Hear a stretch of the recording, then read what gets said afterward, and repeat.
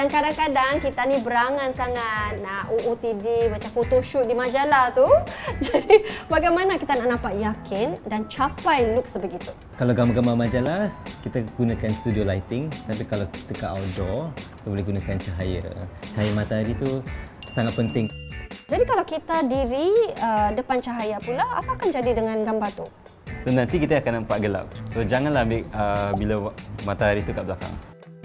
Ada tak gaya atau pose yang mudah untuk mereka yang kekok depan kamera? Ada. Pertama, badan tu miringkan, kaki satu kedepankan, tangan kalau rasa kekok itu masuk dalam kucing. Tapi kalau tak ada kucing? Oh, boleh taruh dekat pinggang. Dan untuk mereka yang malu sikit macam saya ni, Jangan tengok kamera, tengok ke tepi. Kita boleh cuba kamera belakang juga. 0.5. So 0.5 ni kalau misalnya kita ambil daripada atas, dia nampak keseluruhannya. Jadi ekspresi kita tu tak fokus sangat, tapi kita fokus dengan kita punya gaya kita dengan latar belakang dia juga.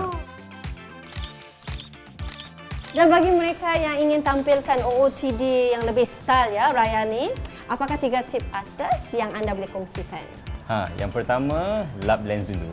Yang kedua, cahaya matahari. Yang ketiga, bonus lokasi.